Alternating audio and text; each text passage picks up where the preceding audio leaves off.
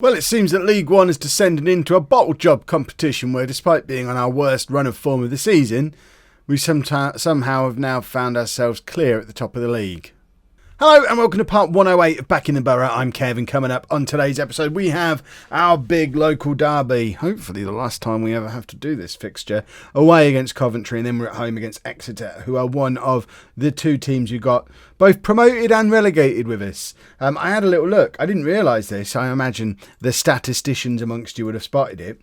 But when we got promoted 3 seasons ago, it was us, Millwall and Exeter. And then if we go back to last season, the teams relegated, hold on, let's get the season right, were us, Millwall and Exeter. So it seems we kind of follow each other around. I hope that isn't going to continue this year, because neither of them are looking particularly likely for promotion. Exeter down in 10th place, Millwall down in 15th. But we now find ourselves top, 2 points clear of QPR, only 3 points clear of Southend, but everyone's bottling it. Milton Keynes were the 3rd place team in the last episode, and they're all the way down outside of the playoffs now. We're all losing a lot of games, as you can see on here. In our last however many league games, last 6 league games, we've only won twice. And it does coincide with Chris Ruggles picking up an injury, which is a bit of a problem. He's going to be out probably for another month or so yet. But we do need to stop the rot a little bit today. And what better way to do that than going away to our local rivals Coventry and stuffing them. So this is the team we're putting out there. We've got Hugo in goal, a back four of Ball, Flores, Sawyer and Ibrahim, Davies, Johnston, Barber in midfield, with the other Ball in behind Fisher and Stainsby. Let's just get into the game. There's no one particularly outstanding in form at the moment. I've lost the game on my screen. There we go. We're back. Ever since Ruggles got injured, I'm struggling to work out what my best front two is again. And you saw a little bit of that in the last episode where I was messing around with it a little bit, even when Ruggles was still fit. But we had a nice run of form where Ruggles was fit and Stainsby and Ruggles were both playing really well and life was good. But now we don't have Ruggles there as an option. It's difficult working out what my best front two is. Neither Stainsby or Afsharian can play as a target man, and they're probably our 2 best strikers with Ruggles unavailable. But Dan Fisher can play as a target man, and I think both Afsharian and Stainsby play better with a target man alongside them. So it's working out which one of those two is best to partner Fisher, and Fisher doesn't partner either of them as well as Ruggles would. So it's challenging getting our best strike partnership sorted. And then at the other end, Sawyer's now got a bit of a grumpy on because he's not playing regularly. So we've had to promise him a run of first team football, which I think is costing us a little bit at the back. I don't want to annoy him because he's a team leader. Our 3 team leaders, Fisher, Ball and Sawyer, none of the 3 of them are really regular guaranteed starters. Ball is probably the closest to a regular starter in the team that we've got now. He plays most games, I guess. But Fisher and Sawyer, I think we probably need to move them on in the summer. There you go, Sawyer's given away a penalty there.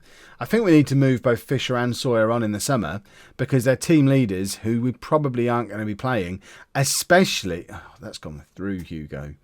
Especially if we're back up in the Championship. I don't see Sawyer or Fisher being part of a Championship squad.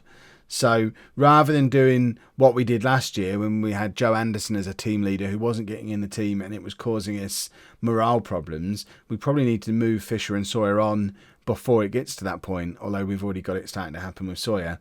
So perhaps we just need to play them both a bit more. Stainsby hesitated there, and I don't really know why. He was potentially through on goal, stopped, realised, then started again, and by then it was too late. Right, Johnson, big ball over the top towards Stainsby, but he's not alive to it. But Stainsby picks the ball up again, and it's with Barber to Ball. What a goal from James Ball. I tell you what, Ball has scored some screamers recently, and that goes right onto that list. That's on his weaker foot. Comes over his shoulder, I think, from the ball forward. He had no right to hit it the way he did and when he did. Barber plays it across and it's behind Ball and he kind of lets it come through him and then on his weaker foot puts it into the top corner. James Ball has been with us so long now. He is absolutely a Nuneaton lad and of course wants to beat Coventry, as does Dan Fisher, but over the bar from him. It's not the same Dan Fisher we had 3 or 4 seasons ago. I think this run of games now might be the last we ever see of him. We need him in the team at the moment while Ruggles isn't fit, but I don't imagine him sticking around for long after Ruggles is fit again. And then, like I say, next season, I think whatever league we're in, Fisher can't get a regular spot in the team this year in League One. So even if we do somehow bottle promotion, I think we probably need to move Fisher and Sawyer on. and kind of finish off the job we started last summer with a clear out of some of the players who were with us in non-league who probably aren't good enough anymore, but we've kept for, like, I don't know, nostalgia, team leader stuff. Lee Davies has just scored a cracking goal. That's 2 very, very good goals have come out of our midfield today. While our strikers are still struggling to find a partnership, it's a nice nod down from Sawyer. Ball has an effort from range, and then Davies picks it up. And I think that was a shot the first time that came back off Flores, but second time he had his sights sorted out and sticks it into the top corner. And it's Davies again from a set piece again. This time it's weird. I don't even know what he was trying to do. And Coventry have got a break on here. We've only got one man in the middle, and it's Ibrahim, but he does deal with it very comfortably. Although the second ball we're useless with. I don't even know what we were attempting to do there, and now we're knocking the ball around in our own penalty area when we don't have a full complement of defenders back there. But luckily Coventry look like they're just as incompetent as we are, and we get away with it. As you can see, once again the 2 strikers are not performing. We've got Afsharian and Cairns on the bench, but again neither of them can really play as a target man. Cairns has done from time to time. Afsharian absolutely can't. I don't really want to mix this. I know what people are going to say down in the comments. Kev, just don't use a target man then. But I don't like deep lying forwards, and I don't like playing 2 strikers on attack. So I'm kind of limiting my options a little bit. That's another cracking goal from Davies. I tell you what, Davies and Ball, between the 2 of them, have scored 3 absolute beauties from midfield today. Davies, little back heel to Barber, to Johnson, then back to Davies again. Our midfield 3 combining beautifully, and Davies just bends it round the goalkeeper. That was spot on. And now we've got a little bit of a cushion. Let's get these strikers off. Maybe not both of them. I don't know. Maybe both of them.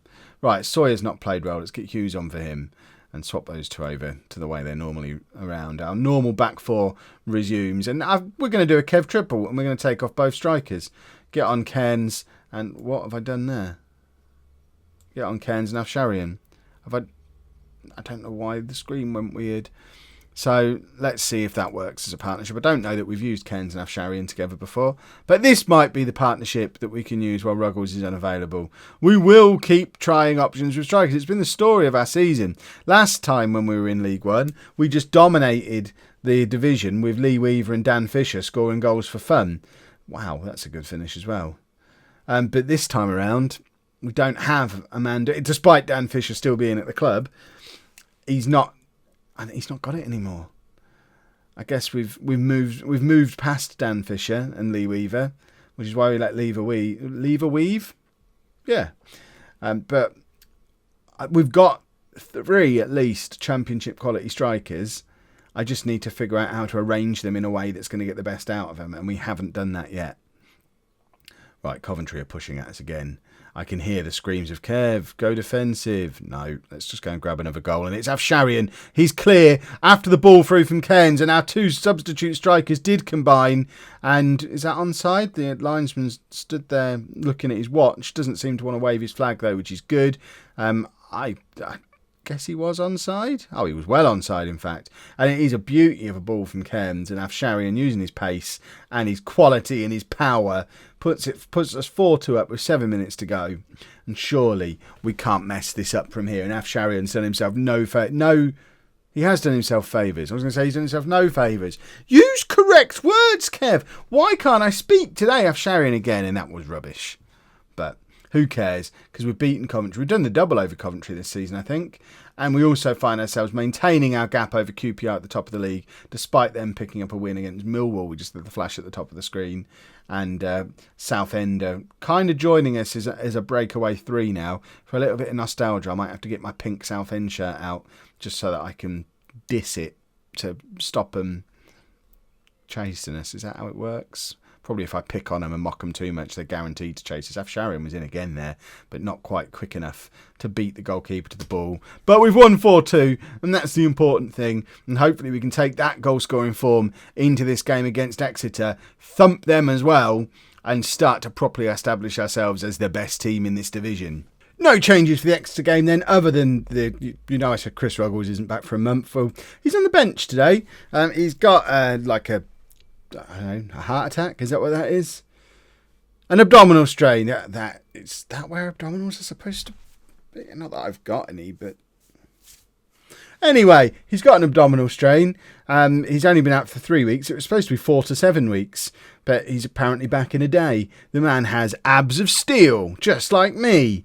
Let's get into the game. We might see some of Chris Ruggles in the second half, maybe, if things aren't going our way. But we'll go with Fisher and Stainsby one more time to see how they get on. This is their time to shine. They need to show me that. In fact, Afsharian played quite well when he came on, didn't he? Probably should have started Afsharian. This is what happens when I have to go into the house and find the whisk for 10 minutes between the episodes. I forget what happened in the previous match. And now I want to bring on both. I want to bring on Afsharian and Ruggles straight away. It's probably a little bit too early for that, though. Where are Exeter in the league? Exeter are 10th place. We should win this game comfortably. But if we don't, both QPR and Southend seem to have stopped bottling at the same time as we have. So any slip-ups and they're going to both leap over us fairly quickly. So we need to be back on form again from the last match, from the game against Coventry. That needs to be the start of some form. What on earth just happened?